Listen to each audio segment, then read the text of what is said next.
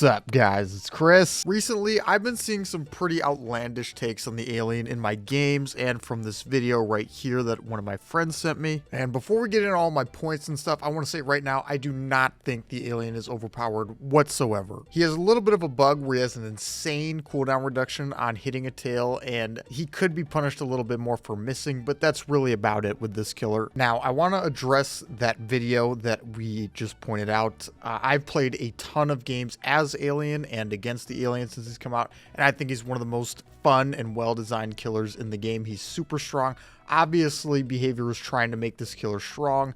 Now, if you want to balance every killer as a B-tier killer, then fine, he's too strong, but he's a very solid mid-high A-tier killer that is very, very fun and satisfying to play. And contrary to what some people will have you believe, he does have counterplay in chase with the flamethrowers and not including the flamethrowers. There are ways to outplay his tail and outthink the alien player and stuff like that. But a lot of chase can be fully dictated by the alien, which is no different than any of the S tier or even high A tier killers in the game. You know, you're not going to outrun a nurse if they're really good at what they're doing, or a blight, or a spirit, or an artist, or a plague, even a Wesker. You know, he is not map dependent whatsoever, and I will give him that.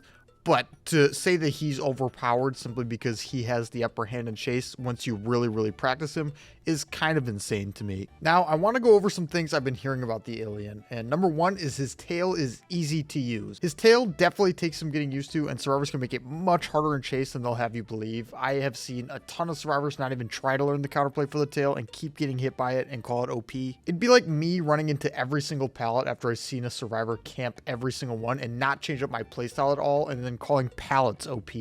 It's almost the definition of insanity at that point. And I'm not saying his tail is not insanely strong, but to argue there's no way to play around it and it's easy to use as if you're supposed to be able to run every killer in the game for 5 gens like they're a ghost face is just nuts to me. But point number 2 I heard specifically in that video I mentioned earlier is that survivors don't like the counterplay. And that guy argued that he thought the flamethrowers were boring, I guess, and that's fine, but you could make the argument, oh, I don't like Wesker's counterplay with the sprays because spraying yourself is just super boring. That guy is also a strong advocate for Made for This, which is another topic entirely, but to say you don't like the flamethrowers and run a gimme chase build every single one of your games, like killers enjoy playing against that, is kind of hilarious to me. I mean, at least you guys get counterplay to this power. What the hell are killers supposed to do about your free rewards for getting injured? Ask you nicely to not use it? And this goes back to another point I've made in other videos where Behavior keeps making the game easier and easier on survivors with almost every update, with insanely strong maps and perks and even a HUD to tell people in solo queue exactly what is going on at all times. There's even a perk called Windows, which should be renamed to Run to Yellow because that's all survivors have to do with this perk on. And I think the main problem is there are a lot of survivors out there who just want the game to be easy. A new very strong killer just got added into the game that people haven't fully figured out yet and just instantly freak out and call it overpowered because they can't run it for 5 gens. But on the flip side of that, I have seen some very strong survivors that have tried different stuff out, setting up multiple flamethrowers and learning the dodge timing on the power, and they can make it super hard in chase. Behavior even set it up so that survivors can see the auras of all flame turrets on the map and be able to run to those for safety. Now, trust me, I do play both sides even though I do main killer, and I know that in solo queue it can be very hard to win. But it's not like specific to this killer. It is every killer. I load into a solo queue game against a pig and I'm fearing for my life. I know we're probably going to lose at like 3 gens because survivors have no clue what they're doing. They just don't. And I absolutely do not think that is a problem specific to Alien. The average survivor is probably pretty casual, not really looking to improve too much. Or if they are, they just blame the killer for tunneling or camping instead of looking at anything they can do better. And you know, it's not a problem with the killer is what I'm saying. But yeah, if you would come into my stream, which I do stream every single day, if you guys want to check that out, little plug there, sorry about that. But I do think that the alien's tail cooldown on misses should be tuned down because you should be punished more. I think about it. Now, I don't want it to be like Twins where I feel like my balls are getting cut off if I miss my power one time. Even look at how Wesker's punished for missing his power. You know, there's a pretty decent recharge on that and stuff, and the power does a lot more for you than aliens can. You know, instant downs when they're fully infected, infecting people so they get 8% slowed and insta-downable, and gives you some additional slowdown, and even throwing people into the walls can be basically an instant kill because they can't make it to any loop. Anyway, I'm not trying to get into Wesker here, but I'm just saying they absolutely could punish you a little bit more for missing. Not much, just slow you down a little bit more and fix that bug where it's like you have no cooldown at all, or like no slowdown once you do hit your power. Because I have had multiple times where I've missed a tail because the survivor played the chase really well there, and then I could just catch right up to them. They couldn't make it to another loop or anything like that and get the hit follow up before they could do anything. But if we're gonna call Alien overpowered, which is what I really want to talk about in this video, I don't know how we can be so upset over this when he has counterplay. He has stuff to take him fully out of his power.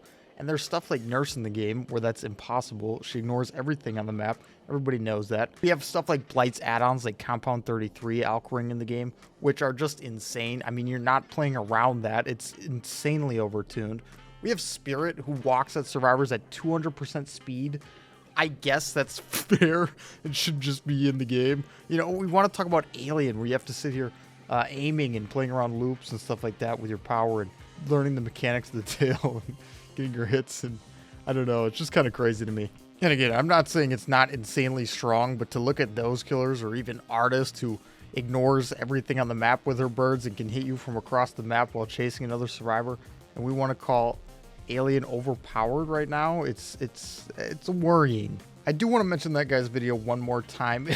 I actually called this. I was watching the video and I called this before he said, I'm sure he loves playing against Singularity because the counterplay is brain dead and you need a fucking degree in physics to be able to play the character. And what do you know? A minute later, he said, Singularity is one of my favorite killers to play against. Yeah, because the counterplay takes no thought at all.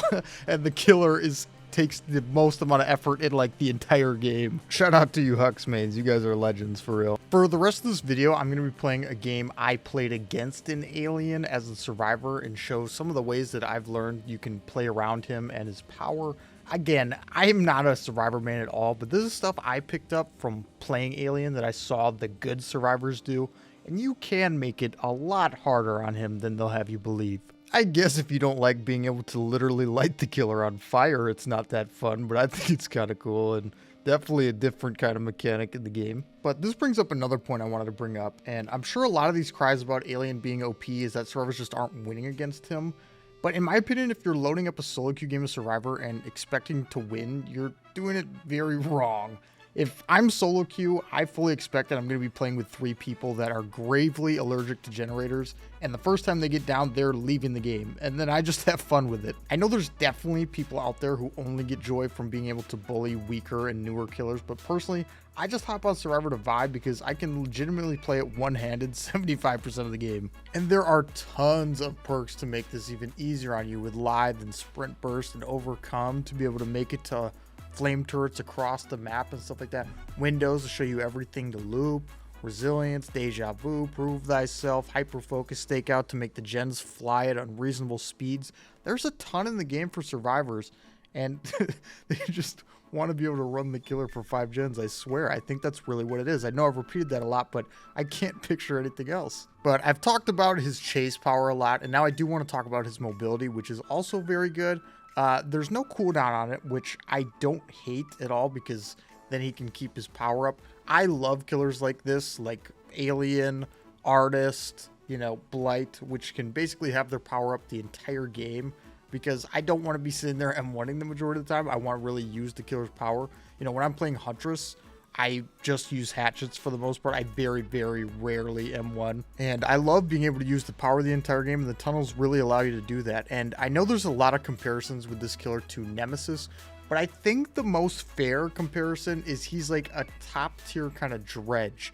Like, he has better, more reliable mobility where it's not so limited. You're still getting that info that Dredge does when he uses his teleports all around the map to find stuff.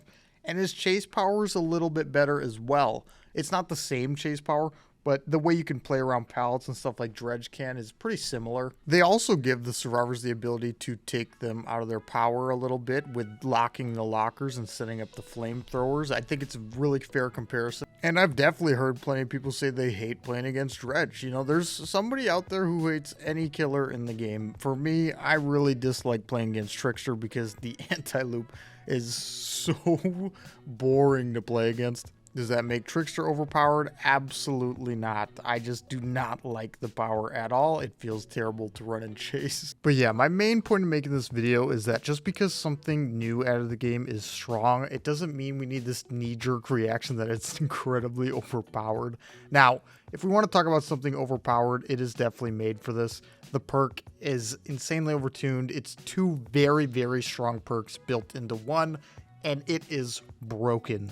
It's a totally separate topic, which we can get into another time. I've already talked about it a few times here, and I know you guys know my thoughts on it. But it's not just survivor perks, you know. I mean, Blight's add-ons are ridiculously overpowered as well. I think Nurse is still a completely game. I mean, Nurse is cheating. It is. Nurse is a straight-up cheating character. So to sit here and complain about a new killer that just came out that is strong, but has very clear counterplay in many ways. It's not just, you know, just the flame turrets. Now, it's not super reliable to be able to play against them in chase, but there is counterplay. I think it's just kind of crazy in my opinion, but I am really curious to hear what you guys think about the alien. I have been loving him. I love playing against him. I love playing him.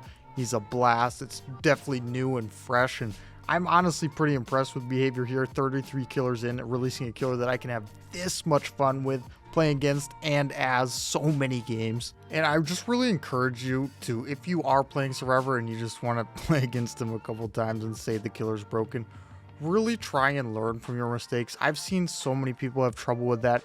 See what you can do better. See the ways people can play around it, and try the killer out for yourself and see if he's really as broken as you think. He is very good, and I know that some survivors just can really make it easy. I've seen so many people give up instantly, and the game's just won for me at that point. You know, there's no challenge there, which kind of sucks. But anyway, I think you guys get where I'm at here, and I hope you guys enjoyed the video. Please let me know down in the comments what you think about the alien, and I'll catch you guys in the next one.